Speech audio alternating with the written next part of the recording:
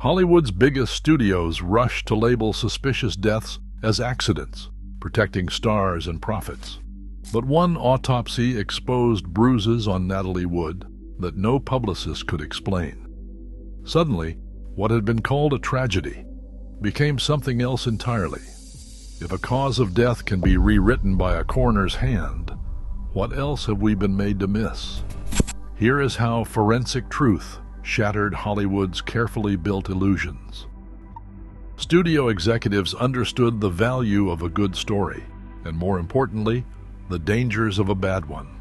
When a star died under suspicious or unclear circumstances, the machinery of Hollywood publicity moved fast. Press agents worked the phones, crafting statements that described sudden deaths as accidents or tragic missteps, steering attention away from scandal, violence, or anything that might threaten a studio's financial interests. This was not just spin, it was a well-rehearsed system. Within hours of a death, trade papers and newspapers received carefully worded bulletins, often before the coroner had even finished the most basic examination. The goal was simple: protect the brand, shield the star's image, and keep audiences coming back to the box office. Profit was not the only thing at stake. A single scandal could derail an entire slate of films, cost millions in lost ticket sales, and even spark calls for censorship or government oversight. In the 1930s, MGM's fixers like Eddie Mannix and Howard Strickling became notorious for their ability to rewrite headlines, coach witnesses, and when necessary, make evidence disappear. Sometimes this meant arriving at a scene before the police, removing letters or personal items, or quietly paying off reporters to bury uncomfortable details. Studios coordinated with gossip columnists, feeding them the official version and freezing out anyone who asked too many questions. The system thrived on speed and control. Publicists issued statements about accidental overdoses, car crashes, or tragic household mishaps, often before autopsy results were available. Police and coroners, under immense pressure, sometimes echoed these accounts in their own early reports. The result was a seamless narrative, repeated across radio, newspapers, and newsreels. Hollywood stars did not die in shame or violence. They died in unfortunate but innocent accidents. But there was one part of the process that could not be managed by press releases or studio muscle. When a coroner documented injuries or toxicology results that did not fit the script, the truth had a way of resurfacing, sometimes years later, long after the headlines had faded. The autopsy could not be controlled, and it often changed the story forever. Natalie Wood's death on a cold November night in 1981 seemed at first to fit Hollywood's preferred script. The coroner's office labeled it accidental drowning and hypothermia. Her body was found floating near Catalina Island, and the story went that she had been drinking, tried to board a dinghy, slipped, and vanished into the darkness. The press echoed the official line. The case was closed, at least on paper. But the autopsy told a different story, one that refused to stay buried. Dr. Joseph Choi, the original pathologist, documented bruises on Wood's arms, legs, and face, as well as a scraped left cheek. The official report at the time did not explain how or when these injuries occurred, and they were brushed aside as possible results of a fall. Her blood alcohol level was 0.14%, with traces of medication that could have increased her impairment. Still, the narrative held a tragic accident, nothing more. 3 decades later, that narrative collapsed under the weight of its own contradictions. In 2011, the Los Angeles County Sheriff's Department reopened the case. A supplemental autopsy report, released in 2013 by Chief Medical Examiner Dr. Lakshmanan Satyavagaswaran, examined the original findings with modern forensic scrutiny. The new report described a 4-inch bruise on her right forearm, multiple fresh bruises and scratches on the backs of her legs, and superficial abrasions on her face and neck. These injuries, the examiner concluded, likely happened before Wood entered the water. The language of the report was careful but unmistakable. the examiner could not exclude a non-accidental cause. The manner of death was changed from accidental to undetermined. The official cause now read drowning and other undetermined factors. This forced investigators, witnesses, and the public to reconsider every detail. Statements that once seemed certain grew uncertain. The autopsy, an objective record immune to spin, had shattered the accident narrative. Wood's death was no longer just a Hollywood tragedy. It was an open question, and a warning that physical evidence can outlast even the most carefully managed story. A December morning in 1935 brought a chilling discovery to a quiet garage above the Pacific Palisades. Thelma Todd, a star of screwball comedies and the Hollywood party circuit, was found slumped behind the wheel of her car, dressed in an evening gown and mink wrap. The official explanation arrived quickly: accidental carbon monoxide poisoning.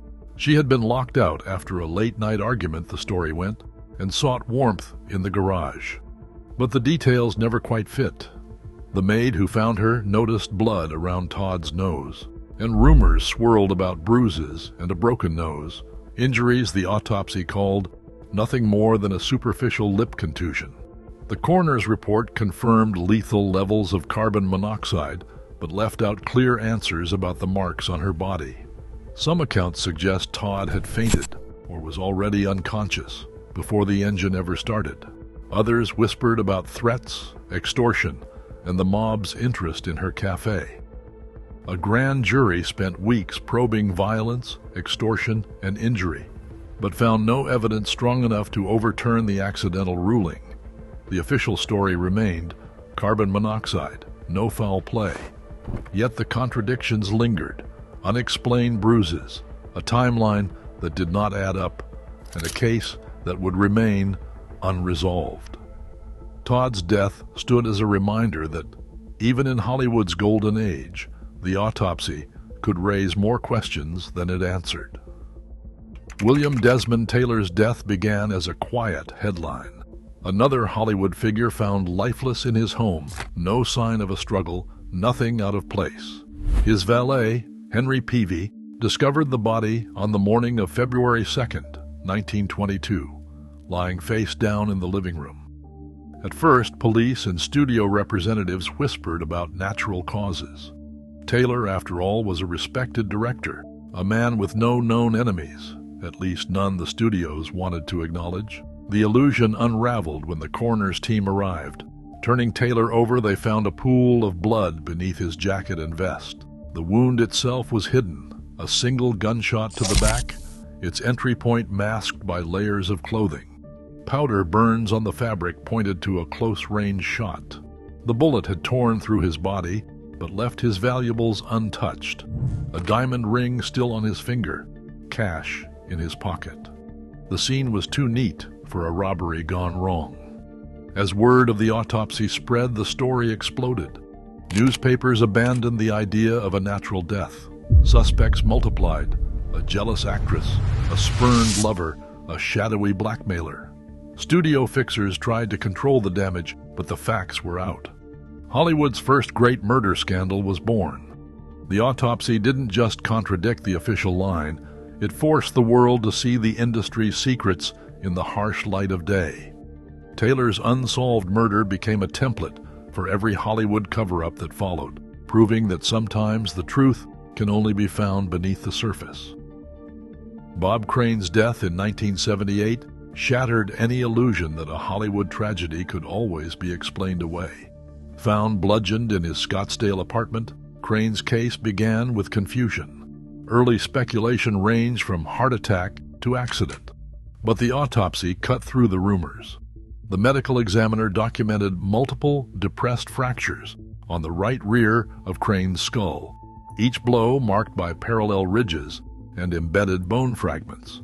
The pattern matched a rigid, heavy object, possibly a camera tripod. There were no defensive wounds, no alcohol or drugs in his system, and the force required far exceeded what a fall or collapse could cause. The official ruling was blunt force trauma, homicide. The crime scene offered no closure. The murder weapon was never found. and the only suspect was acquitted. For Crane, the autopsy did not just rewrite the story. It erased any room for doubt. 3 decades later, Brittany Murphy's death in 2009 revealed a different kind of uncertainty.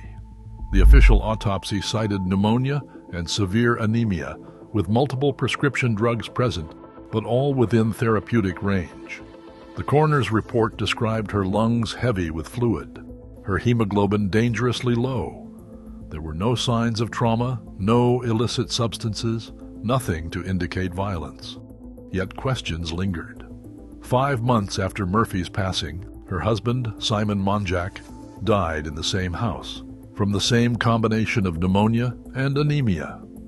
Environmental toxins and neglect became topics for speculation, but follow-up toxicology and environmental tests found no conclusive evidence of poisoning or foul play.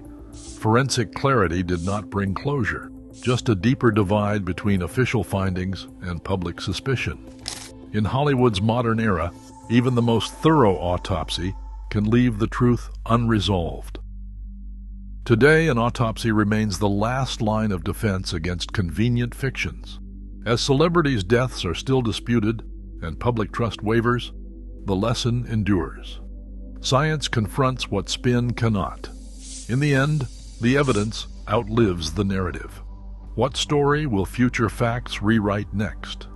A studio contract guaranteed glamour, but for stars like James Dean and Marilyn Monroe, Hollywood's spotlight masked relentless pressure and, in some cases, lethal consequences.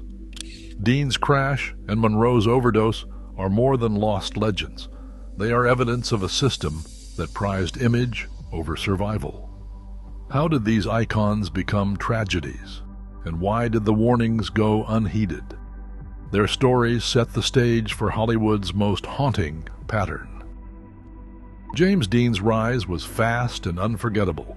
In less than 2 years, he went from unknown to the face of a new generation, starring in East of Eden, Rebel Without a Cause, and Giant. The studios packaged him as the ultimate rebel, but away from the cameras, he chased real adrenaline. Dean's passion for racing was no secret. He competed at Palm Springs and Santa Barbara, and his letters spoke of the freedom he found on the track. Warner Brothers promoted his moody, thrill-seeking image, yet there is no evidence they ever tried to curb his dangerous hobby. No contracts, no insurance memos, no studio warnings. Just a young star behind the wheel of a Porsche 550 Spider, heading to Salinas for another race. On September 30th, 1955, Dean set out with mechanic Rolf Wutherick. That afternoon, he was ticketed for speeding, 65 in a 55 zone, just hours before the crash. Near Cholame, California, at the junction of Route 46 and Route 41, a Ford Tudor turned across his lane. The impact was nearly head-on. Dean, just 24, died instantly from a broken neck. Wutherick survived with serious injuries. The inquest ruled the death accidental, noting the other driver's unsafe turn. Dean had finished filming Giant, but never completed his dialogue looping. Future roles, still under contract, vanished overnight.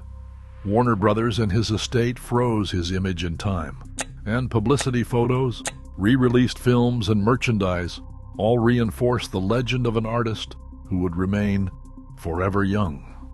Dean's story became the template for a myth, the star who burns bright, takes risks, and leaves behind a world that never gets to see what comes next. That pattern continues to echo through Hollywood history. Marilyn Monroe's ascent began in wartime factories and Hollywood casting offices, but by her mid-30s, she was the most recognizable face in the world. Studio contracts dictated everything: her hair color, her diet, even her bedtime. The public image was flawless: red lips, white dresses, effortless laughter. Behind closed doors, Monroe's life was governed by a carousel of doctors and prescriptions. Insomnia and anxiety became constants.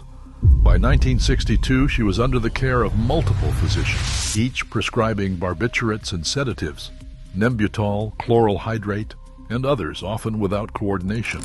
Studio memos from Fox cataloged her missed days on set for Something's Got to Give, citing illness, but privately blaming instability and over-medication. When Fox suspended her in June, the official line was health problems. Internally, executives debated whether she was insurable at all. On the night of August 4th, 1962, Monroe retreated to her Brentwood home. The following morning, she was found dead at age 36. The coroner's report listed acute barbiturate poisoning with levels far above therapeutic range and noted a history of prior overdoses and depression. The official ruling was probable suicide. No evidence of forced entry, no note, just a bedroom littered with pill bottles from different doctors. Press stories highlighted heartbreak and exhaustion. Decades later, the facts remain: overlapping prescriptions, fragmented medical oversight, and a system more invested in keeping its star working than in keeping her well. Monroe's death became a cultural myth, but the records point to a tragedy shaped not just by fame, but by the failures of those entrusted with her care. In August 8, 1969, Sharon Tate was just 26, celebrated for her roles in films like Valley of the Dolls and The Wrecking Crew. She was 8.5 months pregnant, living with director Roman Polanski at a rented home on Cielo Drive. Late on the night, 4 followers of Charles Manson, Tex Watson, Susan Atkins, Patricia Krenwinkel, and Linda Kasabian arrived at the property.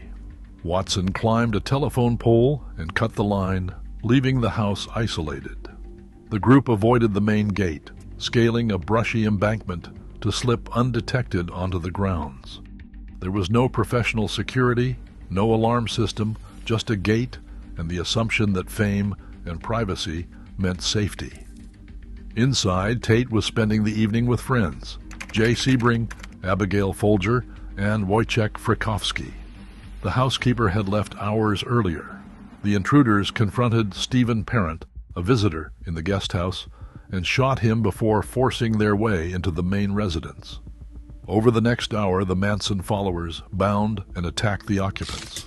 Sharon Tate pleaded for the life of her unborn child, but the killers showed no mercy. By dawn on August 9, 1969, all 5 victims were dead. Tate had been stabbed 16 times. The word pig was scrawled in her blood on the front door. The brutality of the murders sent shockwaves through Hollywood. For an industry accustomed to publicity scandals and private heartbreak, the Cielo Drive killings shattered any illusion of security. In the months that followed, celebrities rushed to install gates, alarms, and hire guards. The message was clear: fame offered no protection against random violence. Sharon Tate's death was not just a personal tragedy, it was a public reckoning for Hollywood's sense of invulnerability. Natalie Wood's final hours unfolded aboard the yacht Splendor, anchored off Catalina Island on November 28, 1981. She had spent the evening with her husband Robert Wagner, actor Christopher Walken, and the boat's captain Dennis Dever. Accounts from that night remain tangled. Witnesses described a heated argument at a local restaurant, followed by rising tension back on the yacht. Sometime after midnight, Wood vanished. The next morning, at 7:44 on November 29, 1981, her body was found floating in a cove with a dinghy beached nearby. She was 43 years old. The original investigation, led by the Los Angeles County Sheriff's Department, concluded quickly. The coroner's report cited accidental drowning, noting bruises likely caused by efforts to climb into the dinghy. No evidence of foul play was found, and the case was closed in just 2 weeks. Yet questions never faded. Bruises on Wood's arms and face, a scratch on her neck, and conflicting statements from those aboard the yacht fueled decades of speculation. Captain DeVern's later accounts, contradicting his initial statements, suggested a more violent argument and raised doubts about how swiftly Wagner responded when Wood was discovered missing. In 2011, the case was reopened, drawing on new witness reports and a fresh review of the evidence.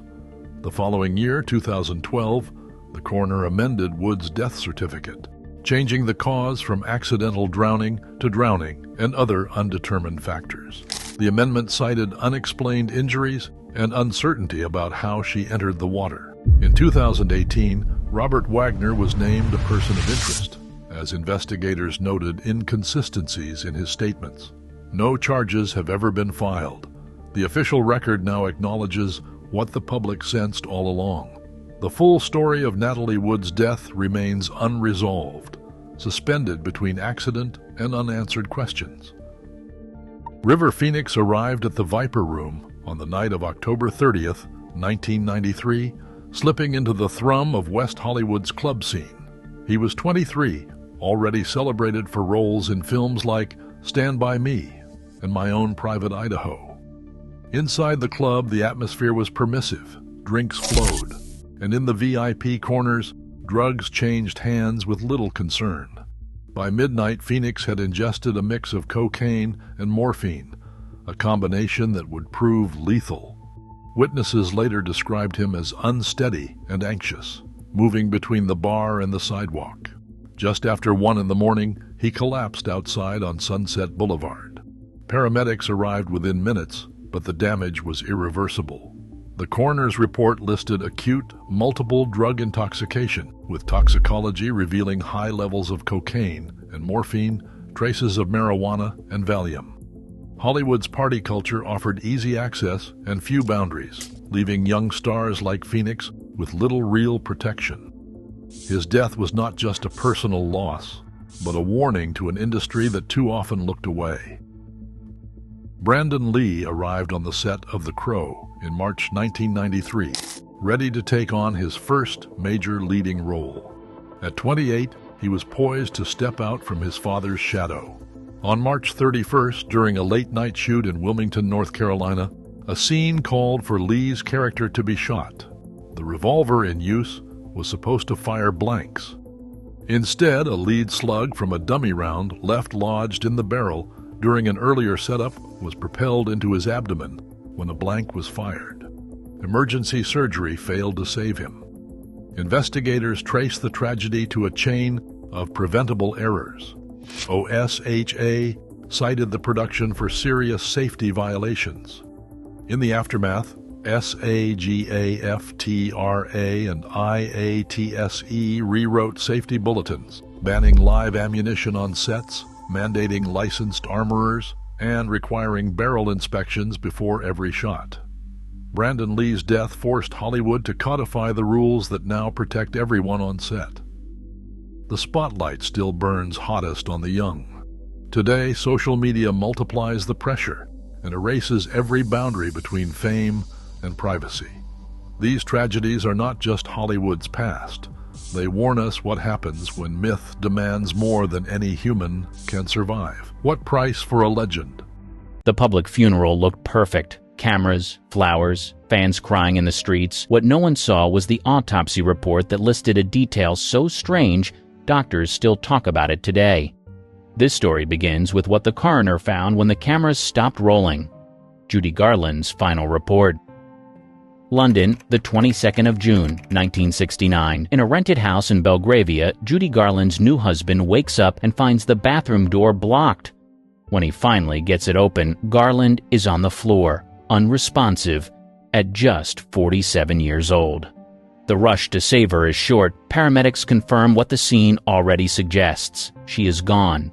Only months earlier, she had married again and was singing in small London clubs, trying to rebuild her career. Now the question is brutal and simple. How did one of Hollywood's most famous voices end up dead on a bathroom floor in London? The answer starts at the coroner's inquest. The pathologist finds a high level of barbiturates in her blood from the drug quinalbarbitone, a strong sleeping pill she had used for years. It is more than a normal dose, enough to slow and stop breathing during sleep, but not the huge amount often seen in clear suicide cases. Her stomach is empty. There are no undissolved tablets inside. That detail tells the coroner she did not swallow a handful of pills all at once. The barbiturates built up in her system over time. The official ruling uses a cold phrase, incautious self-overdosage. In simple terms, She took her usual pills, but her body could not handle them anymore. The death is recorded as accidental. There are no notes, no stage scene, no proof that she meant to end her life that night. The coroner finds no signs of violence, no injuries that point to another person in the room. For decades, doctors and producers gave her stimulants to perform and sedatives to sleep. By the time she reached London, those habits were part of her daily life. The report strips all of that drama down to bare facts.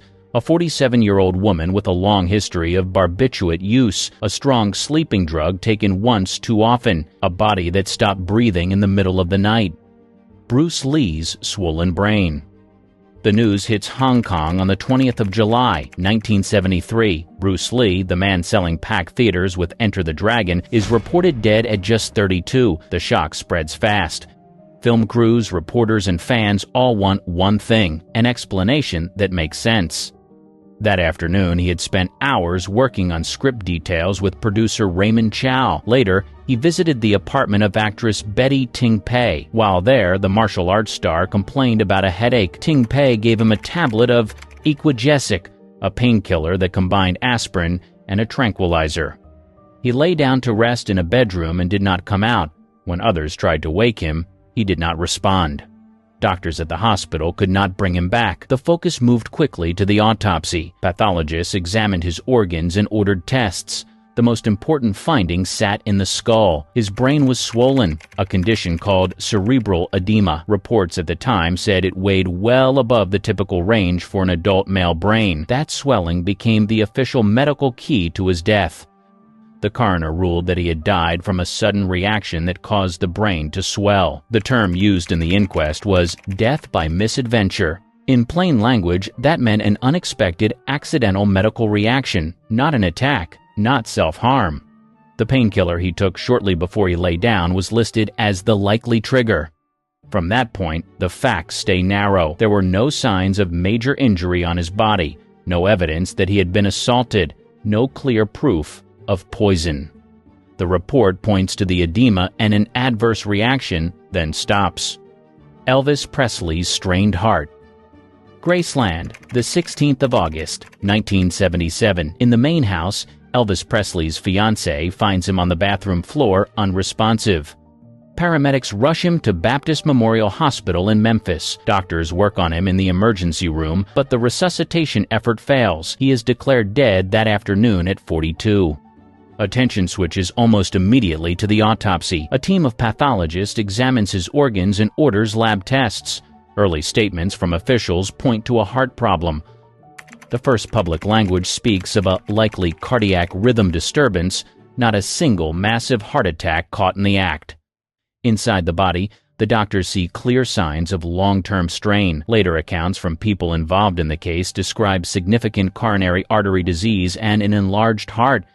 His weight had climbed, and he had a long record of high blood pressure and other risk factors. On paper, he looks far from the energetic young singer fans remember from the 1950s. Toxicology testing shows a long list of prescription drugs. There are sedatives, painkillers, and other medications that he had been taking under medical supervision. The levels raise questions about chronic use and how those substances may have affected his heart, breathing, and digestion. The presence of many drugs in combination becomes one of the most discussed parts of his file. Another detail that emerges in later reports comes from the condition of his intestines. Physicians who reviewed the case describe severe, long-term constipation and a large amount of compacted material in the colon.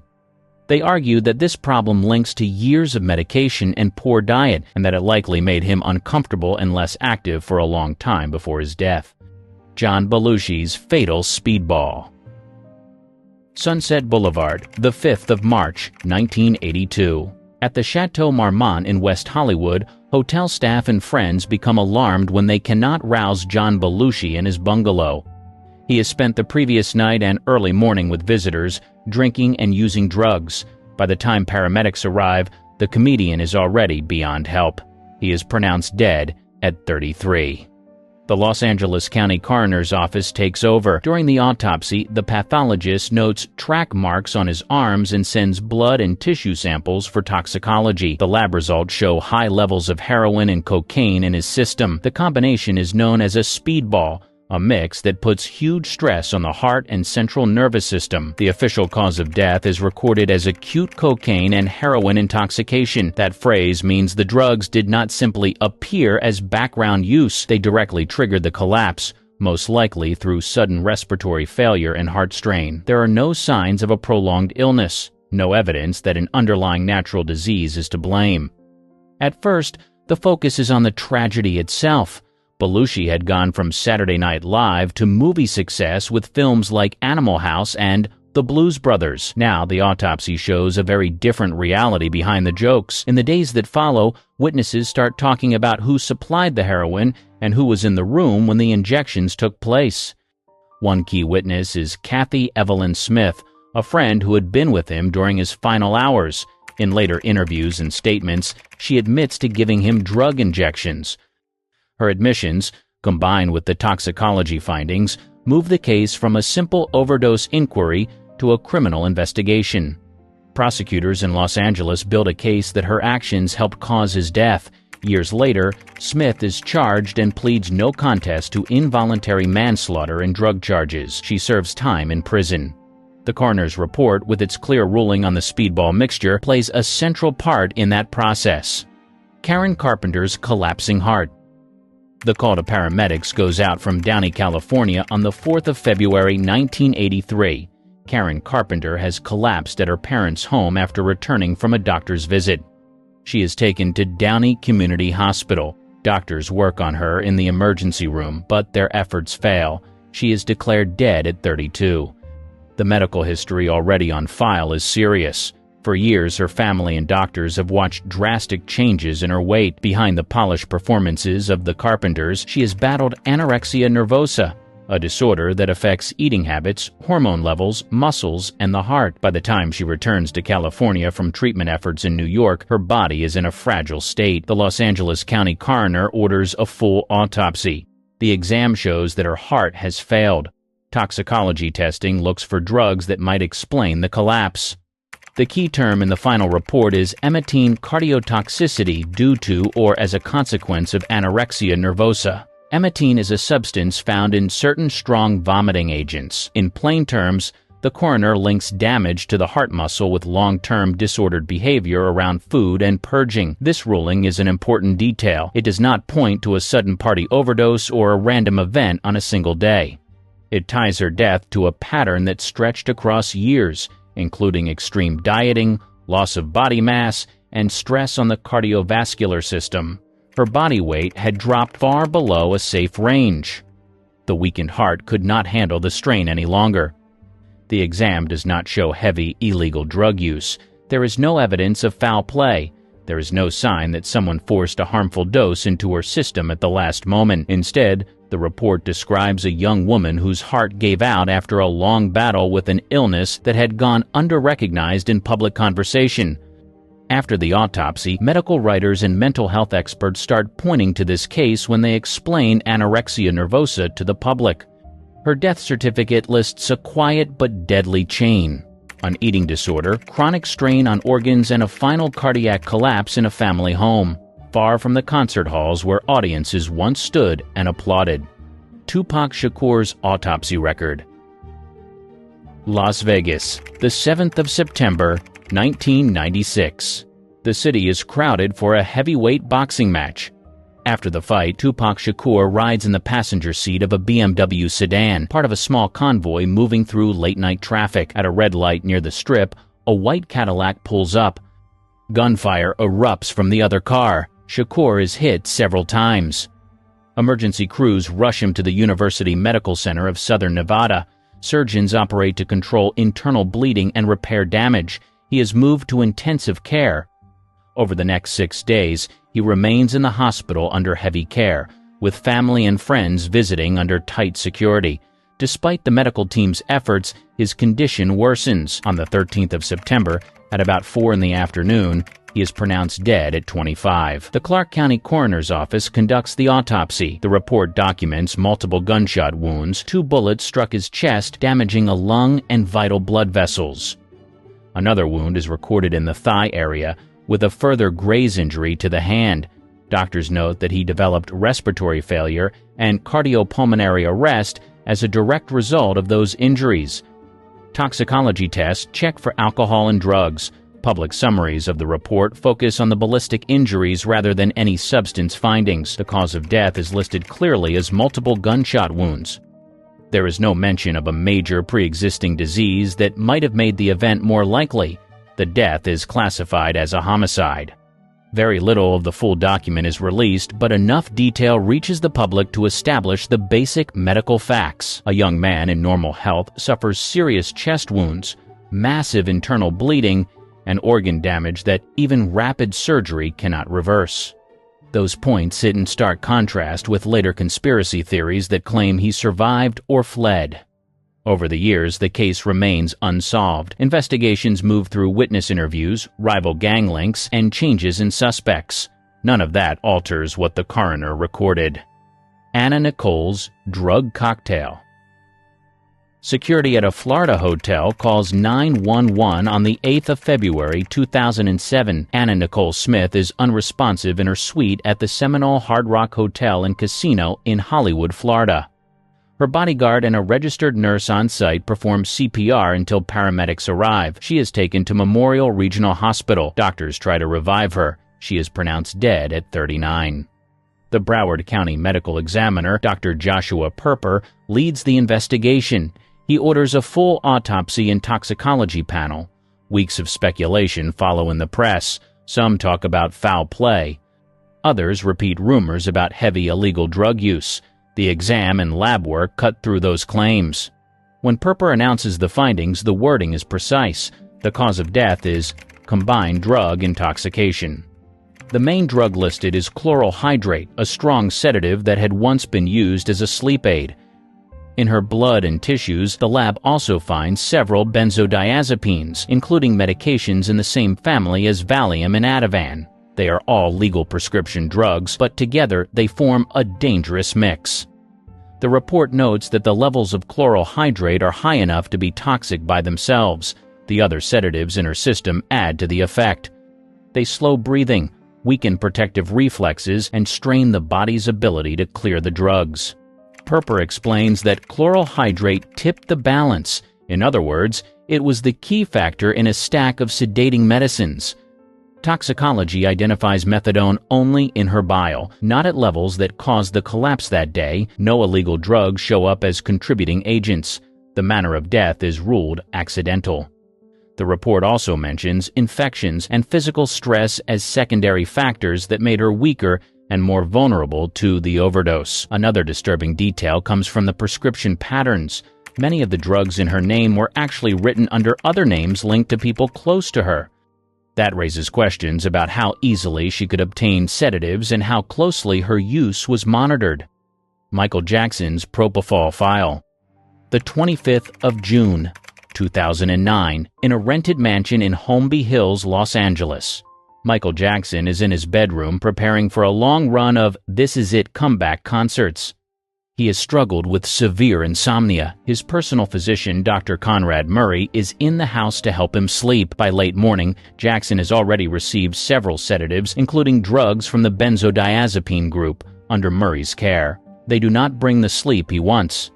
According to later testimony, Jackson keeps asking for milk, his word for propofol, a powerful anesthetic normally used in operating rooms. Murray finally gives him a dose of propofol through an intravenous line while monitoring him alone in the bedroom. There is no anesthesiology team, no ventilator, and no standard hospital equipment.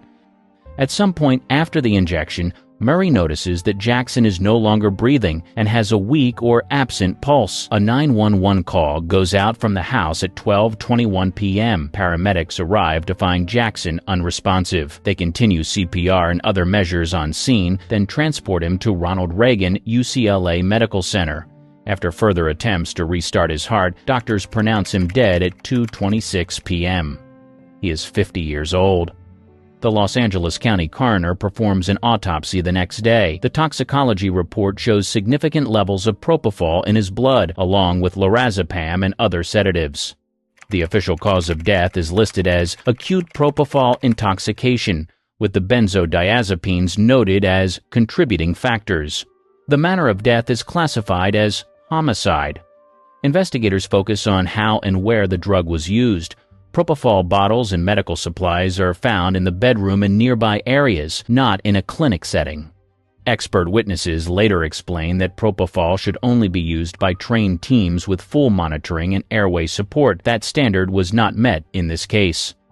In 2011, a Los Angeles jury finds Conrad Murray guilty of involuntary manslaughter. The verdict rests on the coroner's findings and on evidence that he gave a surgical anesthetic in a private home without proper safeguards.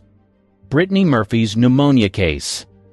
On the morning of the 20th of December, 2009, emergency services receive a call from a house in the Hollywood Hills. 32-year-old actor Brittany Murphy has collapsed in the bathroom. Her mother and husband say she had been sick for days with flu-like symptoms. Paramedics rush her to Cedars-Sinai Medical Center. At the hospital, she goes into cardiac arrest. Doctors cannot reverse it. She is pronounced dead. The Los Angeles County coroner takes over. An autopsy is performed the next day. The exam notes a young woman with recent weight changes and signs of illness in the lungs. Tissue samples and fluids are sent to the lab. Toxicology testing begins to look for alcohol, illegal drugs, and prescription medicine levels. When the final report is released, the main cause of death is listed as untreated community-acquired pneumonia. The document also names iron deficiency, anemia, and multiple drug intoxication from prescription and over-the-counter medications as contributing factors. Those drugs include common pain relievers and cold medicines. The levels are not high enough to kill her by themselves, but they make her weaker while the infection grows. The anemia is another red flag. Her red blood cell count is low. That means her body is carrying less oxygen at a time when her lungs are already under strain. Together, the lung infection, the anemia, and the sedating effect of some medicines form a chain that ends in her collapse at home. The coroner classifies the manner of death as accidental. The report does not show foul play or a deliberate overdose, and investigators find no sign of a violent assault. The findings move the story away from rumors of heavy illegal drug use and toward a quieter but still deadly mix of sickness and self-treatment. Public health experts speak to news outlets after the autopsy. They warn that serious chest infections in young adults need fast medical treatment, not days of home remedies. Later, some family members question the conclusions, suggesting toxins in the house. Federal tests on samples from the home do not support a poisoning theory. Official records stay unchanged. Whitney Houston's bathtub report. Hotel staff at the Beverly Hilton moved quickly on the afternoon of the 11th of February, 2012. In a fourth-floor suite, singer Whitney Houston is found unresponsive in a bathtub. Efforts to revive her begin in the room. Paramedics continue care when they arrive, but she does not respond. She is pronounced dead at 48. The Los Angeles County Coroner's Office opens an investigation. An autopsy is carried out the next day. The pathologist examines her heart, lungs, and other organs. Blood and tissue samples are collected for toxicology. In the meantime, media outlets speculate about overdose, relapse, and violent scenarios. When the official report is released, the primary cause of death is listed as drowning. Two major contributing conditions are named. One is atherosclerotic heart disease, meaning a buildup of plaque in the coronary arteries. The other is recent cocaine use. Together, they create a setting in which even a brief loss of consciousness in the bathtub can become fatal. Toxicology results also show the presence of several other substances. These include a sedating anxiety medication, an antihistamine often used for allergies or sleep, and a muscle relaxant. Levels are in a range that can cause drowsiness and impaired judgment, but are not by themselves recorded as lethal. No alcohol is found in the blood sample. Marijuana metabolites are present from earlier use. When the coroner holds a press conference, the findings confirm what independent doctors had suspected. The mix of chronic heart disease, stimulant use, and extra sedating medicines made any time alone in water a serious risk. The manner of death is ruled accidental. The report does not support theories of a staged scene or a direct physical attack by another person. Instead, it outlines a series of risk factors: a heart already under strain, active stimulant use, and additional medicines that reduce alertness. In that context, a hotel bathtub becomes a dangerous place. Investigators review security footage, staff accounts, and timelines. Nothing in that material changes what the autopsy shows. The world was sold a dream of happy, talented children lighting up Hollywood's golden age. But behind the studio gloss, parents pushed their sons and daughters to breaking point. From Judy Garland's endless doses of pills to Jackie Coogan's fortune stolen by his own mother, the consequences were lifelong and devastating. What was really happening to these perfect child stars, and how did their parents get away with it? Fan magazines in the 1930s and the 1940s filled their pages with portraits of grinning children under studio lights, each one posed as the embodiment of innocence and joy. Photoplay, modern screen, and motion picture ran spreads of child stars in spotless living rooms, surrounded by doting parents, with captions promising readers a glimpse of Hollywood's happiest homes. Publicists and press agents worked closely with editors, supplying approved stories and carefully staged photographs. Smiling faces and playful scenes were not left to chance. Studios dictated every detail, from wardrobe to the arrangement of toys, ensuring nothing betrayed fatigue or tension. Behind these images, studio contracts granted producers sweeping control. Children signed exclusive deals, often for 7 years or more, that bound them to a single studio, with parents acting as gatekeepers and enforcers. The studio's publicity machines demanded that parents keep their children cheerful, available, and camera-ready, no matter the cost. Teachers on set reported to the studio, not outside authorities, and complaints about exhaustion or distress were quietly handled out of public view. The illusion of perfect childhoods sold tickets and products, making the smiling faces on magazine covers too valuable to question. Any hint of overwork, unhappiness, or family conflict was filtered out by editorial guidelines. The result was a seamless fantasy, children who never seemed to tire, parents who never faltered, and a world where the price of fame remained hidden from the fans who adored them. Judy Garland's earliest memories were shaped by the demands of the stage. By age 2, she was already performing with her sisters in the Gum family vaudeville act, traveling from town to town with barely a pause for rest. When MGM signed Judy at 13, the pace only intensified. The studio needed her bright-eyed and energetic on set, no matter how many hours she had worked the day before. Ethel Gum, Judy's mother, became the enforcer of this routine, overseeing her daughter's every move and making sure she never missed a cue.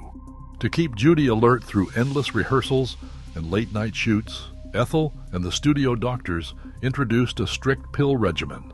Mornings began with amphetamines, pep pills that kept her awake and suppressed her appetite. At night, when exhaustion set in and sleep would not come, barbiturates were used to force her into rest. This cycle started when Judy was still a teenager and continued through her most famous films, including The Wizard of Oz. Biographers and former MGM staff have described how the studio medical department supplied these drugs as a matter of routine, with little concern for long-term effects. Production schedules and internal memos from the late 1930s referenced Judy's nervous exhaustion and described her as overstrung, but the solution was always the same: adjust her medication and keep the cameras rolling. One MGM note from this period called for medical supervision to ensure she remained camera-ready, yet there is no record of any real intervention to protect her health. Instead, the pill cycle became another part of the machinery that kept Judy working, her well-being sacrificed to the demands of the studio and her mother's ambitions. Natalie Wood's earliest studio photographs captured her as the perfect child star, wide-eyed, smiling, and seemingly fearless. But away from the cameras, her mother Maria Zakharenko's ambitions left little room for childhood fears or hesitation. On the set of The Green Promise in 1948, Natalie faced a scene that would haunt her for life. The script called for her character to cross a wooden bridge during a stage storm, the bridge collapsing beneath her into fast-moving water. Natalie, just 9 years old, pleaded with her mother and the director, terrified of the water and the stunt. Crew members later recalled her tears and desperate requests not to go through with it. Maria, determined to prove her daughter's professionalism and secure her future in Hollywood, insisted Natalie perform the stunt herself, ignoring both her fear and the warnings of those around her. During the take, the bridge mechanism malfunctioned. Natalie was thrown into the water, striking her wrist against a plank. The injury, widely described by biographers as a fracture, was met with little sympathy from Maria, who told Natalie to dry her tears and keep quiet about the pain. Publicity materials for the film showed her smiling at premieres, never hinting at the ordeal behind the scenes. The incident left Natalie with a lifelong fear of dark water, a phobia she would never fully escape. Years later, friends and family traced this terror back to that rain-soaked day on set, when her mother's demand for obedience outweighed her daughter's safety. The bridge scene stands as a stark example of how the drive for stardom could push a child far beyond reasonable limits with lasting consequences. Jackie Coogan's face was known across continents by the age of 7. His performance in The Kid made him one of the first true child celebrities, and his image sold everything from dolls to peanut butter.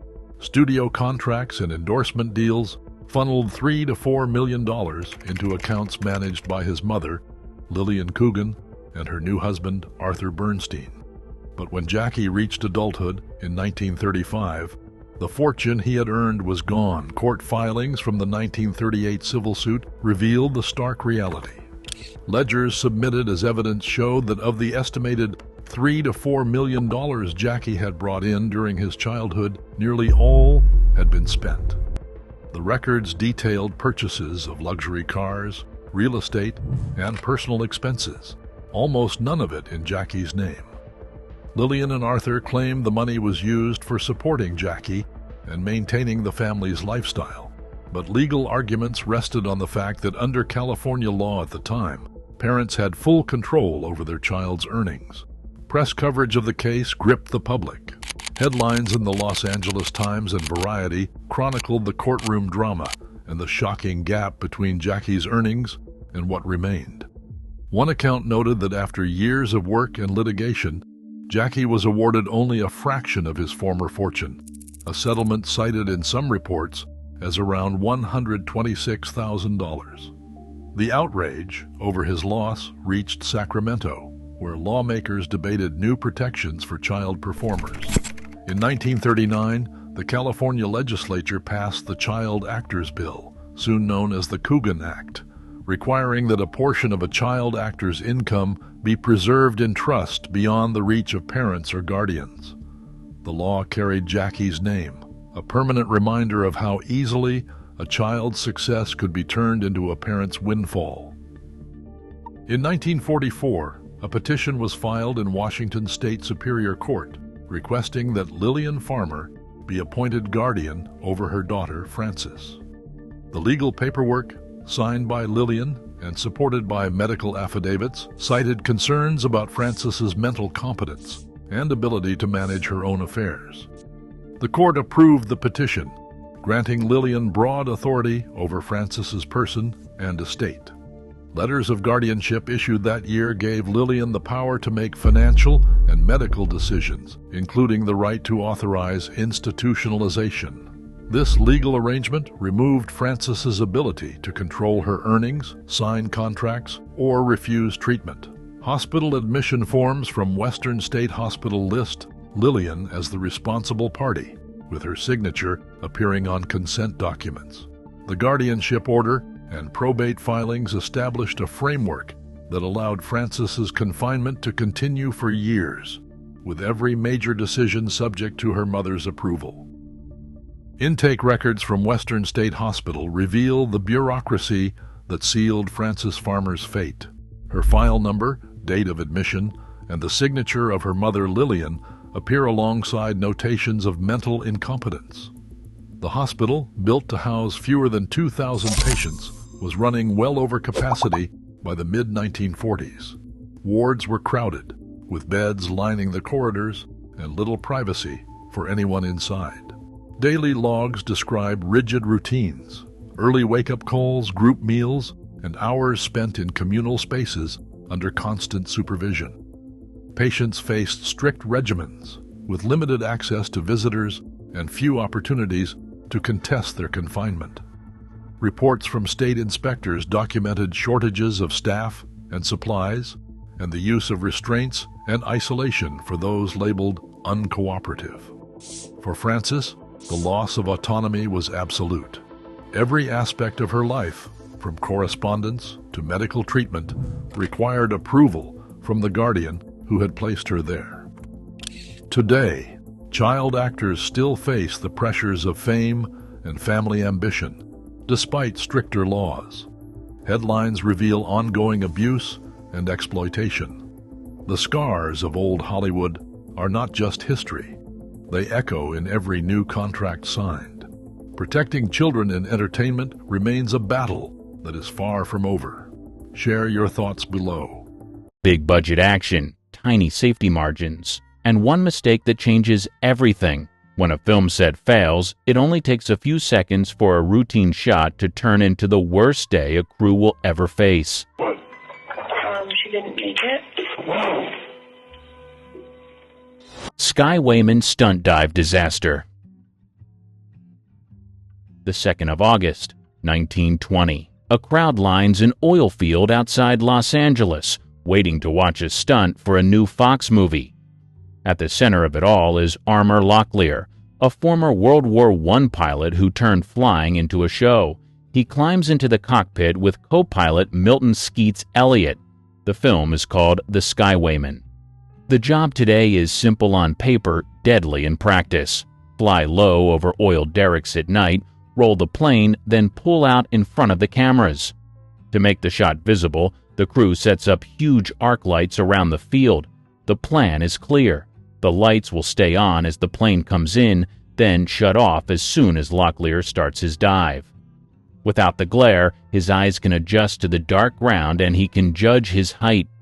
Engines start. The camera rolls. The plane climbs into the black sky. Locklear lines up the run and heads toward the bright pool of light over the derricks. People on the ground watch, excited. This is why they hired him. He is known for wing walking, barnstorming, wild dives. He starts the maneuver. The aircraft banks and begins to drop. At this moment, someone should cut the lights. They stay on. From the cockpit, the world turns into a white wall. The powerful lamps wash out any detail on the ground.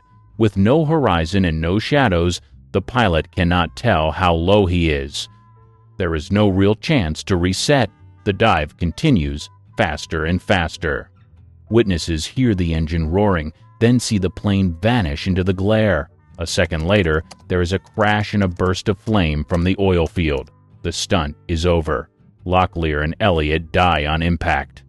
Fire crews move in. The wreck burns among the derricks. Studio heads now have a hard choice: shut the film down or use what they just recorded. Such men are dangerous collision. The 2nd of January, 1930. Two camera planes lift off from a field near Santa Monica Bay. The crew is shooting aerial scenes for a Fox picture called Such Men Are Dangerous. The job today is to capture a parachute sequence from the air. The setup uses two Stinson Detroiter planes flying close together. One is the camera ship and the other is part of the scene. Director Kenneth Hawks is on board one of them. He is only 31, already building a name in Hollywood.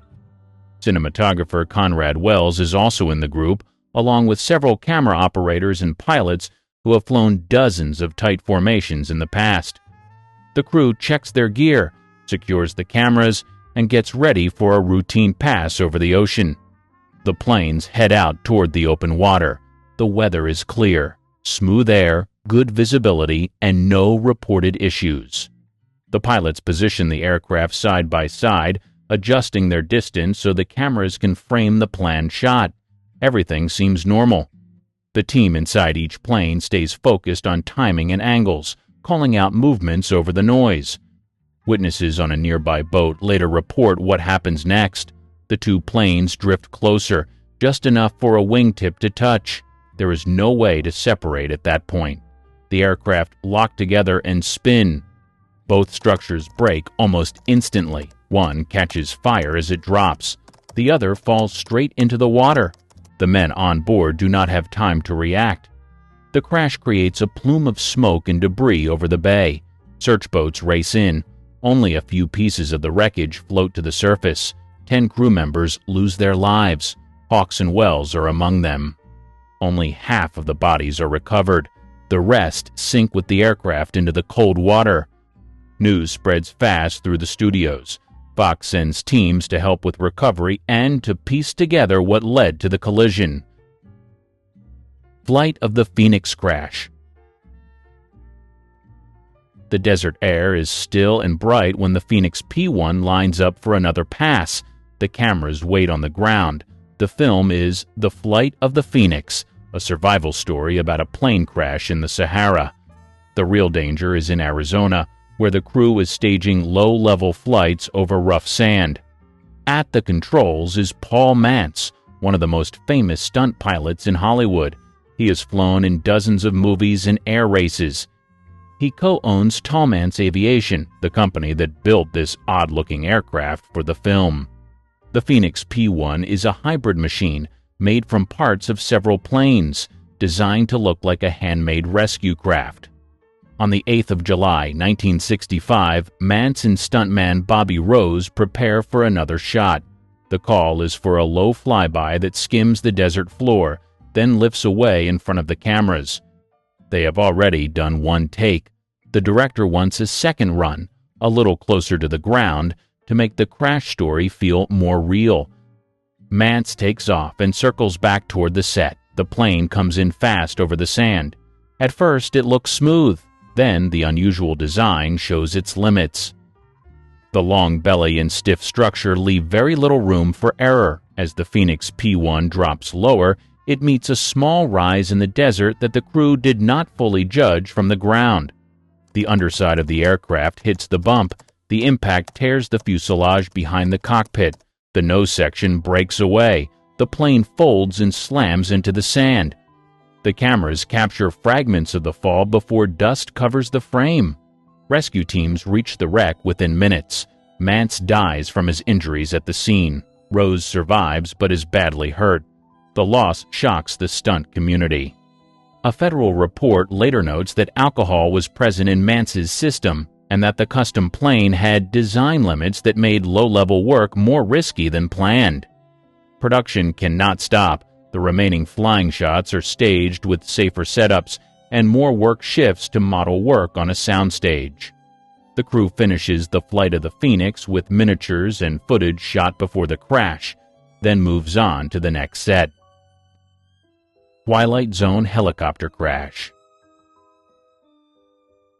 Helicopter rotors beat the night air over a fake Vietnam village outside Los Angeles. The set is built at Indian Dunes, an old ranch and testing ground that studios use for action scenes.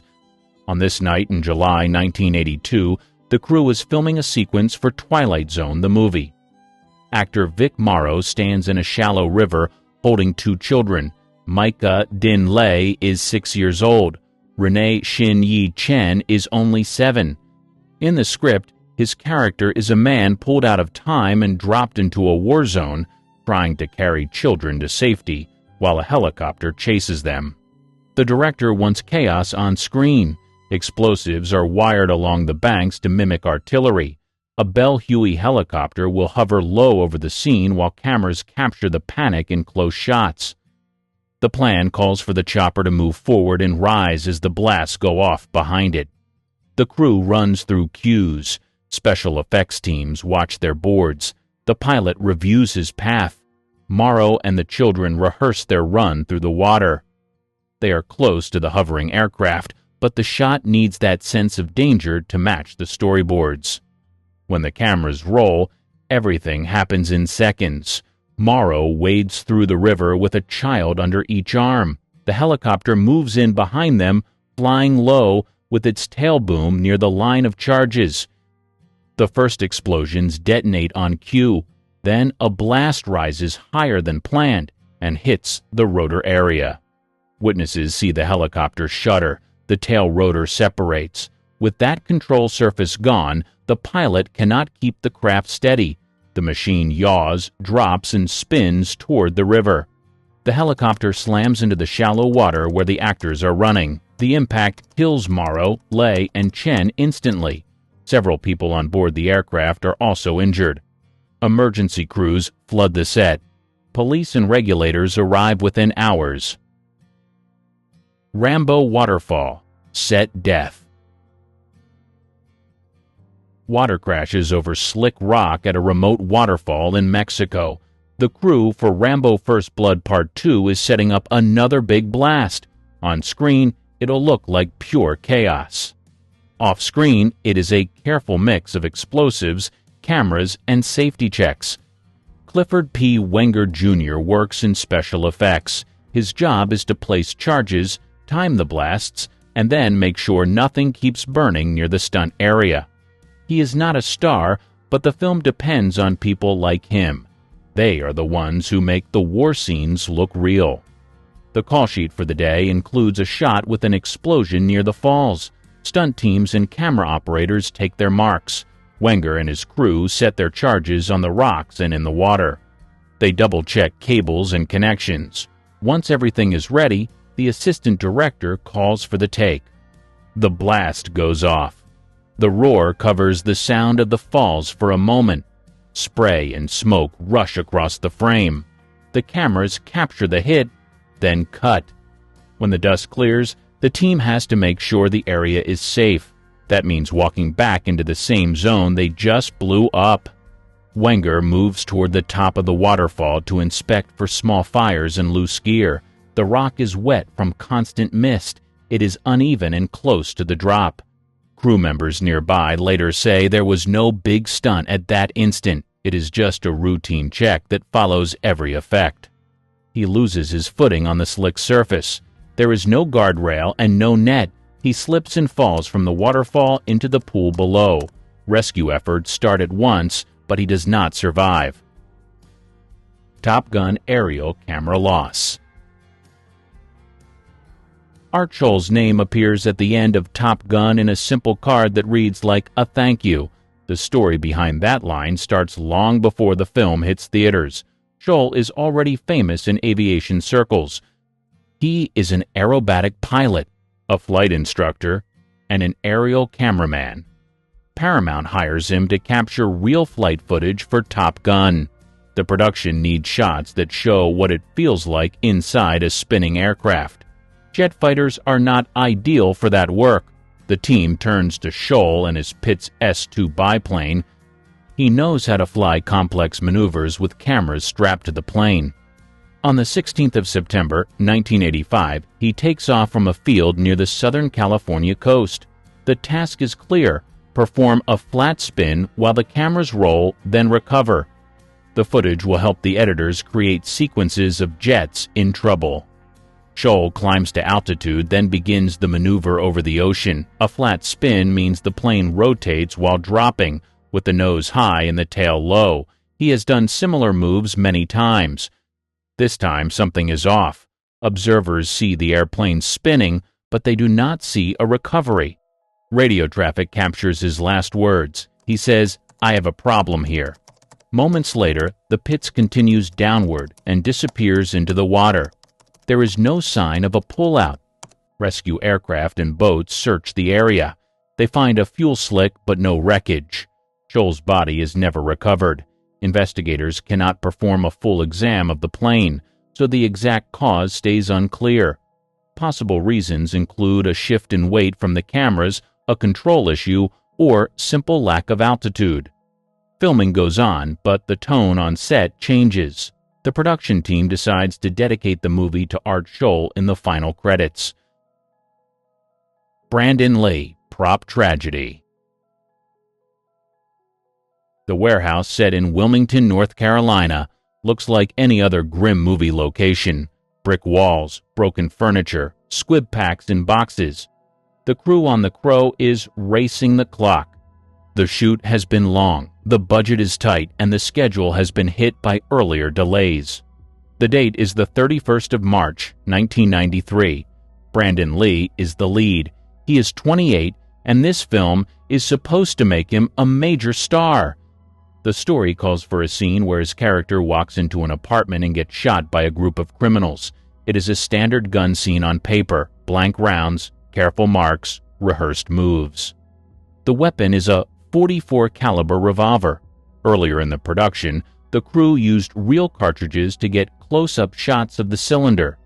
To save money, they pulled the powder and primers and put the cases back in. One bullet tip stayed lodged in the barrel. On the day of the fatal scene, the effects team loaded blanks into the same gun without checking the barrel again. For the shot, an actor stands a short distance away and aims at Lee. Cameras roll. The gun fires once. A blank charge sends the stuck bullet tip out of the barrel with the force of a live round. The impact hits Lee in the abdomen. People on set first think he is still acting. Second stretch. He does not get up. The crew realizes something is wrong and calls for medics. He is rushed to the hospital for emergency surgery. Doctors work for hours. He dies that night from the injury. Police and safety officials investigate the mistakes that lined up. Reports later show basic rules were broken. The production did not have a firearms expert in full control of the weapon at every step. The barrel was not inspected before loading blanks. Live components had been used on a set that was supposed to rely only on safe rounds. The Crow is almost finished. Producers decide to complete the movie using body doubles and visual tricks. Expendables Reservoir Explosion. The Ognianovo Reservoir in Bulgaria is quiet before the crew arrives. It is a wide stretch of water with hills around it, far from city streets. The location team for The Expendables 2 turns it into a war zone for a single-action set piece. Second unit handles this part of the shoot. Their job is to get fast-moving scenes with boats, fire, and debris. Stunt performers are used instead of main cast. Among them is Kun Lu, a young performer from China, and fellow stuntman Nuo Sunday. They are assigned to a rubber boat rigged for a blast. The stunt breakdown looks simple on paper. A boat speeds across the reservoir, charges in and around it explode. Cameras on other boats and on the shore capture the fireball and spray. Safety boats wait nearby in case anyone goes into the water. On the day of the stunt, the crew loads explosives into the boat and around the playing area. Special effects staff check wiring and timing. Stunt coordinators talk through the moves with Lou and Sunday. Everyone has to hit marks because the blast cannot be repeated in exactly the same way. When the cameras roll, the boat moves into position. The countdown starts. The explosion that follows is larger than anyone expects. Witnesses later describe a violent blast that tears the boat apart. The force travels through the hull instead of mostly up and out. Rescue boats move in at once. Liu is critically hurt. Sun is also injured. Medics on site work on both men, then send them to a hospital in Sofia. Kun Lu does not survive his injuries. News outlets in Bulgaria and China later confirm his death and his role on the film. Midnight Rider Train Strike. A narrow railroad bridge stretches over the Altamaha River near Doctortown, Georgia. On the 20th of February, 2014, a small film crew walks out onto the tracks with a metal hospital bed and some props. The movie is Midnight Rider, a biopic about musician Greg Allman. The bridge is active freight track. Trains still use it. The production does not have final permission from CSX, the rail company that controls the line. Even so, the crew sets up the shot. The plan is to film actor William Hurt lying on the bed while a dream sequence plays out around him. Space on the bridge is tight. There is a river below and little room on either side of the rails. Workers carry the heavy bed onto the trestle and arrange it over the ties. Cameras point down the track. A small group stands nearby with equipment. Among them is camera assistant Sarah Jones, 27 years old. The director calls for rehearsal. The crew is told that if a train appears, they will have enough time to clear the set. That promise turns out to be wrong. During one of the setups, a freight train rounds the bend at speed. There is no extended warning and no signal from the company because the visit to the bridge is not fully cleared. Someone shouts that a train is coming. The crew scrambles to move the bed and gear. The path to safety is narrow and clogged with equipment. The train closes the distance in seconds. The metal bed is still on the tracks when the locomotive reaches the bridge. The impact shreds the bed and sends pieces flying across the trestle. Workers are struck by debris and pushed toward the edge. Sarah Jones is hit and thrown. She does not survive. Several others are injured. Emergency services reach the scene from the riverbank and nearby roads. News of the set accident spreads fast through the film world. Investigators from local law enforcement and the rail company review emails, call sheets, and permits. They confirm that the crew did not have proper clearance to be on the bridge at that time. Director Randall Miller later pleads guilty to charges that include involuntary manslaughter and criminal trespass. He serves part of a prison sentence and accepts conditions that affect future directing work. The movie itself is never completed. The Day on the Bridge stands as its final chapter.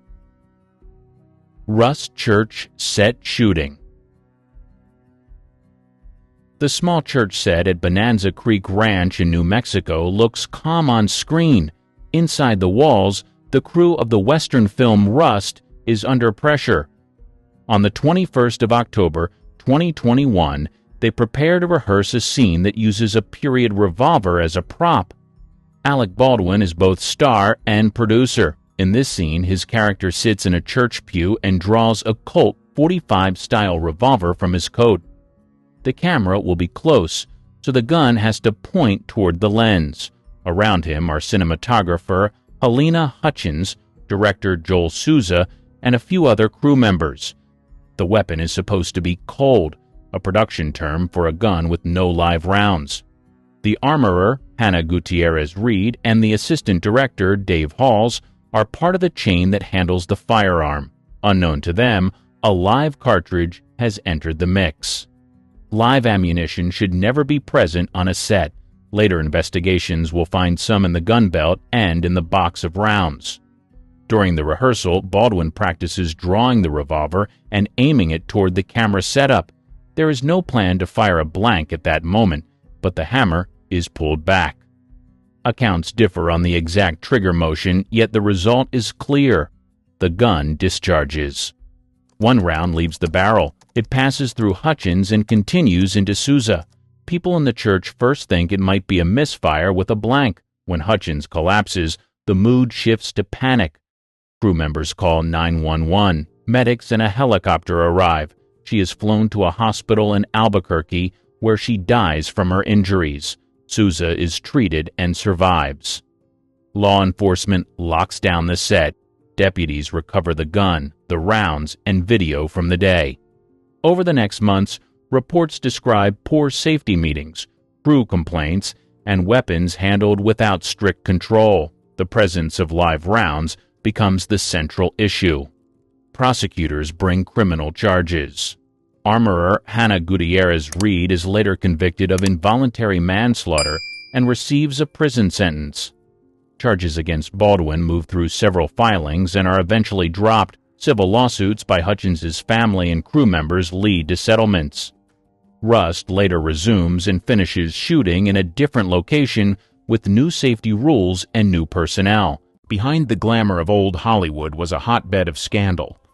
Think love triangles, blackmail, and rumors so wild they'd make Twitter explode today.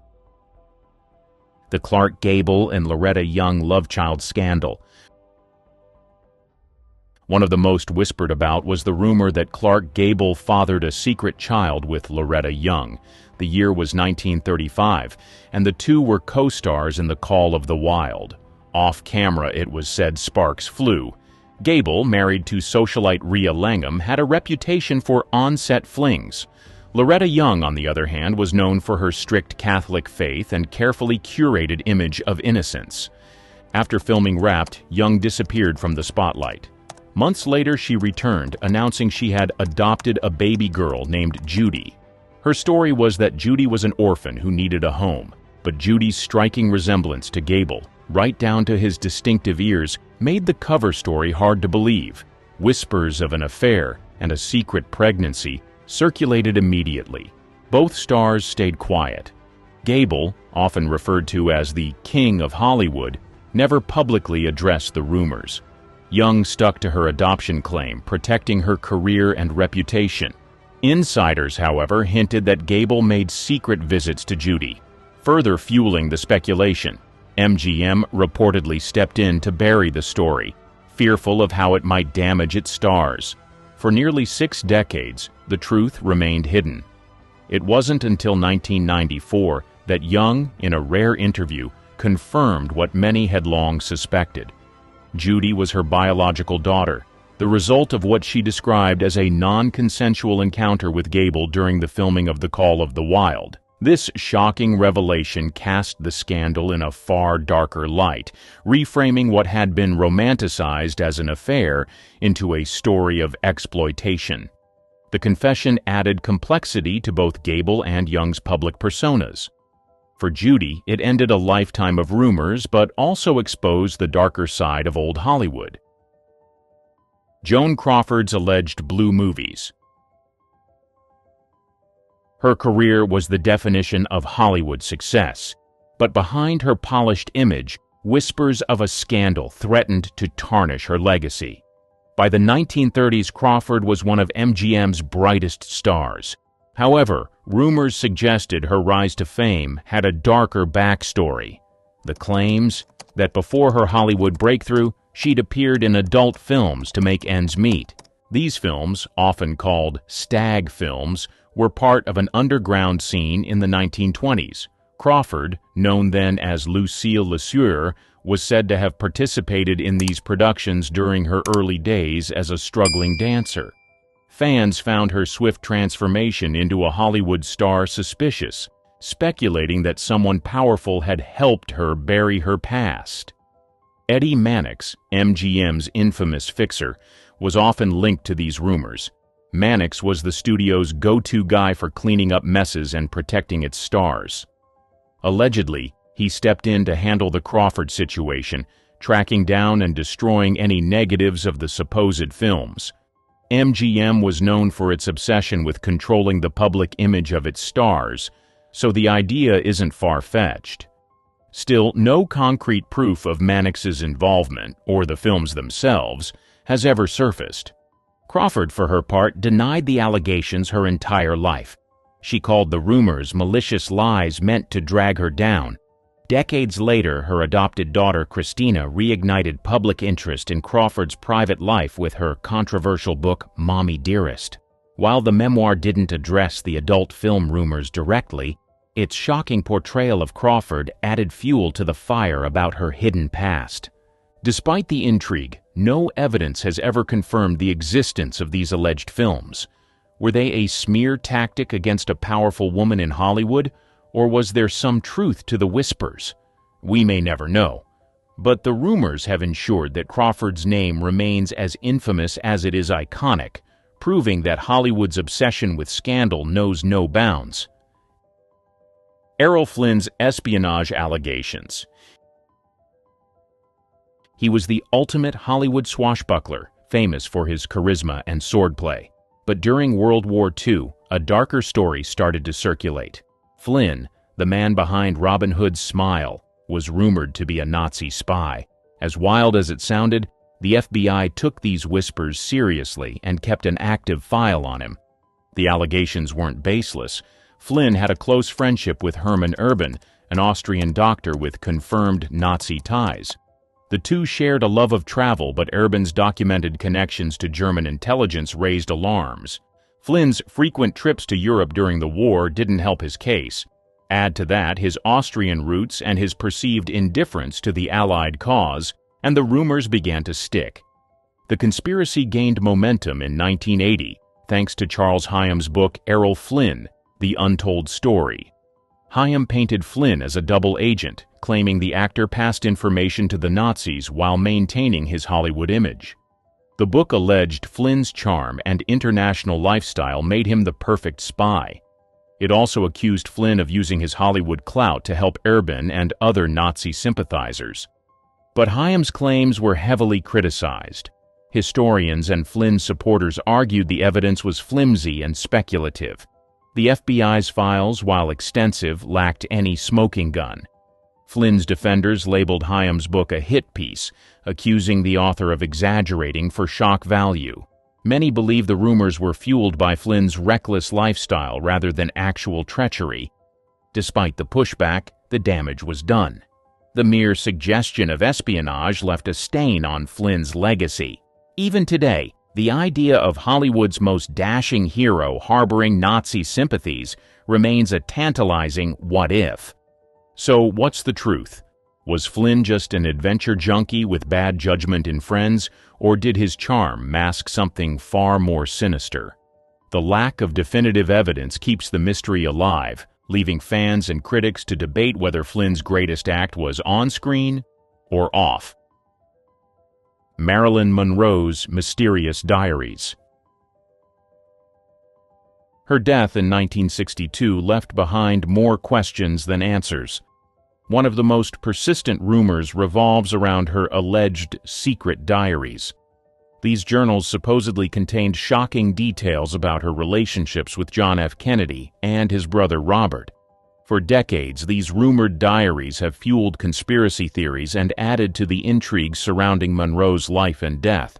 Monroe was known for keeping journals. She used them to write poetry, reflect on her life, and document personal experiences. Biographer Anthony Summers, in his book Goddess: The Secret Lives of Marilyn Monroe, suggested she recorded sensitive details from conversations with the Kennedys. Allegedly, some entries included political secrets and information that could have made her a liability. The circumstances of Monroe's death have only added to the speculation. Found lifeless in her Brentwood home, she was officially ruled a victim of a barbiturate overdose. However, the involvement of the FBI and LAPD in the investigation raised eyebrows. Rumors claim Monroe's house was searched extensively, and anything incriminating, like the alleged diaries, was quietly removed. Some close to Monroe, including her friends, insisted they had seen her write about her encounters with powerful men, adding fuel to the fire. Despite decades of speculation, no one has ever found these diaries. Some believe they were destroyed to protect the reputations of high-profile figures. Others argue the diaries never existed, suggesting they were invented by the media to sensationalize her tragic story. The lack of evidence hasn't stopped books, documentaries, and theorists from speculating about what they might have contained. Charles Chaplin's Paternity Battle. Charles Chaplin may have revolutionized film, but his personal life was often front-page news. By the 1940s, Chaplin was already a magnet for controversy, and the 1943 paternity suit filed by Joan Barry added fuel to the fire. Barry, a 22-year-old aspiring actress, claimed Chaplin was the father of her daughter, Carol Ann. The case quickly became a media frenzy, overshadowing Chaplin's cinematic brilliance. Barry's relationship with Chaplin had ended before her pregnancy, and he firmly denied fathering her child. He pointed to Barry's erratic behavior, stalking him, breaking into his home, as evidence of her instability. Still, her claims gained momentum, and the case went to court. In a bid to prove his innocence, Chaplin agreed to a blood test. At the time, this was cutting-edge science. The results were clear. Chaplin was not the biological father. But there was a catch. Under California law, blood tests were inadmissible in paternity cases. The jury ruled against Chaplin, ordering him to pay child support. The verdict caused public outrage, with many questioning the fairness of the decision. The scandal didn't stop in the courtroom. It gave Chaplin's enemies, including FBI Director J. Edgar Hoover, exactly what they needed to intensify their attacks. Hoover, who was already suspicious of Chaplin's political leanings, used the trial to paint him as both immoral and un-American. The FBI's campaign against Chaplin wasn't subtle. It added pressure to an already tense situation, leading to his forced departure from the U.S. in 1952. He relocated to Switzerland, where he spent the rest of his life. Despite the controversy, Chaplin continued making groundbreaking films, though the Paternity case cast a long shadow over his later years. Judy Garland's alleged drug coercion. Judy's talent lit up the screen, but her life behind the scenes told a darker story. Her career, especially during her teenage years, has been heavily scrutinized for the alleged exploitation she endured under MGM's iron grip. Many believe the studio orchestrated her dependency on drugs to keep her working at an unrelenting pace. Garland was just 13 when she signed with MGM. While her voice was unmatched, executives cruelly criticized her appearance, labeling her the Little Hunchback. To fit Hollywood's rigid standards, she was subjected to harsh dietary controls. Reports suggest her meals consisted of black coffee, chicken soup, and diet pills, all closely monitored by studio staff. The most shocking claims involve amphetamines, pep pills, allegedly given to Garland to keep her energized for marathon filming schedules. During The Wizard of Oz, she was said to work up to 18-hour days, running on little more than these stimulants. To help her sleep, barbiturates were reportedly prescribed, creating a dangerous cycle of dependency. By adulthood, Garland's struggles with addiction were undeniable. Her personal life and career began to show the strain. She often spoke candidly about her experience with the studio system, saying, "They had us working days and nights on end.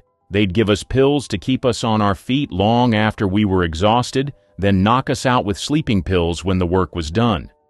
Her battles didn't stop there.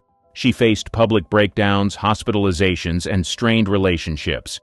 Despite these challenges, her raw talent and resilience kept her fighting for her place in Hollywood.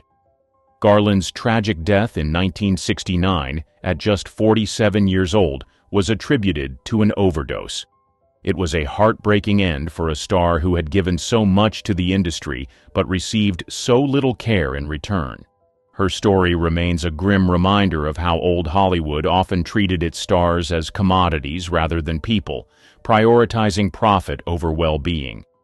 Judy Garland will always be remembered for her brilliance, but her struggles highlight the darker side of fame in the industry's golden era. The murder mystery of Thelma Todd. Her death in December 1935 stunned Hollywood. Known as the Ice Cream Blonde, she was beloved for her comedic timing and glamorous looks. At 29, Todd was a star on the rise, transitioning from silent films to talkies with ease. She also ran Thelma Todd's Sidewalk Cafe, a hotspot for celebrities along the Pacific Coast Highway. But her success was overshadowed by her mysterious death, which has remained unsolved. Todd's body was found slumped in her car inside the garage of her lover and business partner, Roland West. The garage, located above her cafe, became the center of intense speculation. The coroner ruled her death accidental, caused by carbon monoxide poisoning from her car's running engine. Still, the details surrounding her death didn't add up, sparking rumors that refused to die. Weeks before her death, Todd allegedly received threats from mobsters demanding money from her cafe.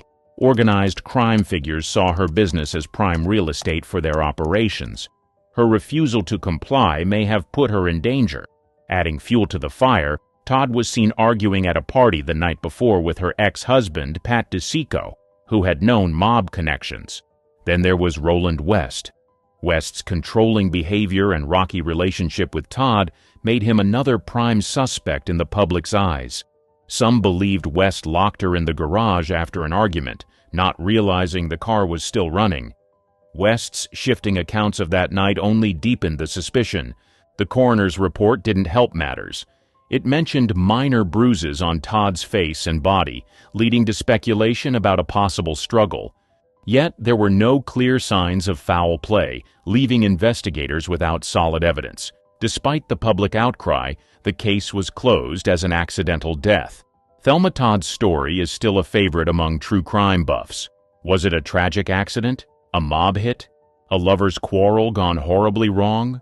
The truth remains elusive, ensuring her death remains one of Hollywood's most talked-about mysteries. Rock Hudson's hidden truth. He had it all: looks, charm, and a career most actors could only dream of. He became Hollywood's go-to leading man in the 1950s, starring in romantic hits that solidified his image as the ultimate symbol of masculinity. Fans loved him, studios relied on him, and his name alone could sell out theaters. But behind the perfectly polished exterior was a secret that Hollywood worked overtime to keep hidden. Rumors about Hudson's sexuality began circulating early in his career. Back then, even a hint of being gay could end a star's career. Hudson's agent, Henry Wilson, was infamous for covering up scandals and managing his clients' images with ruthless efficiency. When whispers about Hudson started growing louder, Wilson orchestrated a hasty solution: a marriage.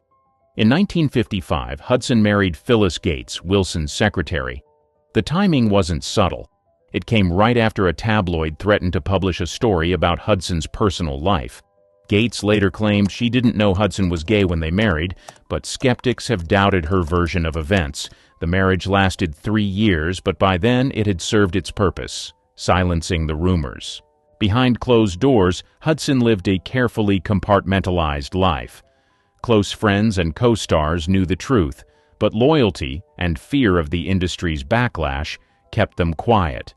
Studio executives wielded immense power and had no problem squashing tabloid stories that could tarnish their golden boy. Everything changed in 1985 when Hudson announced he had immune deficiency syndrome. He was the first major celebrity to publicly disclose the diagnosis, a move that shocked fans and confirmed the rumors. The revelation came at a time when advanced HIV disease was deeply stigmatized, and Hudson's bravery helped bring global attention to the crisis. His death later that year was mourned worldwide and exposed the hypocrisy of an industry that demanded perfection at any cost. Lana Turner and the Johnny Stompanato murder. Lana Turner's relationship with Johnny Stompanato had everything tabloids could dream of: a Hollywood icon, a mobster boyfriend, and an explosive ending. Stompanato, a known associate of crime boss Mickey Cohen, wasn't just bad news. He was dangerous. Despite his charm, his violent streak quickly turned their romance into a toxic mess of arguments and reconciliations. By 1958, the relationship had reached its breaking point. On April 4th, an argument in Turner's Beverly Hills home escalated to violence. Turner later testified that Stompanato threatened her, causing her 14-year-old daughter, Cheryl Crane, to step in. Grabbing a kitchen knife, Cheryl stabbed him in the abdomen. He died almost instantly. The fallout was chaotic. The media swarmed Turner's home, turning the incident into a nationwide scandal. Headlines screamed speculation about what really happened that night. At the coroner's inquest, Cheryl claimed she acted in self-defense to protect her mother. Turner backed her up, tearfully recounting the abuse she'd endured. The jury ruled it justifiable homicide, but whispers of a different story refused to die. Some questioned whether Cheryl, a teenager with no history of violence, could deliver such a precise fatal wound. Others believed Turner herself had wielded the knife and that Cheryl took the blame to save her mother's career. Stompanato's mob connections added another layer of intrigue. There were rumors that his death wasn't an accident at all. Some suggested Mickey Cohen had orchestrated the killing either to eliminate liability or settle a personal grudge. Cohen, of course, denied any involvement. Despite the jury's decision, the scandal haunted Turner. While she continued acting, her glamorous image was forever tied to the tragedy. Cheryl, too, struggled with the weight of public scrutiny. The case remains one of old Hollywood's most infamous stories, blending celebrity drama with true crime. Whether it was a desperate act of protection or a cover-up, the Stompanato murder still fuels endless speculation. Decades later, it's clear this was no ordinary Hollywood breakup. It was a headline-grabbing scandal that left scars on everyone involved. The Black Dahlia and Hollywood. The murder of Elizabeth Short, better known as the Black Dahlia, remains one of Hollywood's darkest mysteries. In January 1947, her mutilated body was found in a vacant Los Angeles lot. The crime was horrifying and left posed in a gruesome manner. The case immediately grabbed headlines, with every sordid detail plastered across newspapers. Short, just 22 years old, had come to L.A. chasing dreams of becoming an actress. Like many others, she struggled to find work, often relying on friends or admirers for support. When her murder hit the news, her personal life became fodder for speculation. Reporters and the public alike were eager to link her to Hollywood's elite. Rumors swirled that she had attended exclusive parties thrown by powerful industry figures. Some even suggested she had rejected the wrong man's advances, which led to her untimely death. One theory that refuses to die is the involvement of Dr. George Hodel, a prominent and wealthy physician. Hodel was known for hosting extravagant gatherings attended by artists, intellectuals, and Hollywood insiders. Decades later, his own son, Steve Hodel, a former LAPD detective, accused him of being the killer. Steve presented evidence, including old photos of a woman resembling Short and his father's medical expertise, which matched the surgical precision of the crime. The accusations against George Hodel didn't come out of nowhere. During the 1940s, he was investigated for other crimes, including the suspicious death of his secretary. Although Hodel was never charged in the Black Dahlia case, his connection to it has fueled endless speculation. Elizabeth Short's murder remains unsolved, but her name is forever tied to the shadowy side of Hollywood. Whether she was targeted for her ambitions, a chance encounter, or something more sinister, the crime highlighted the dangers lurking in the industry.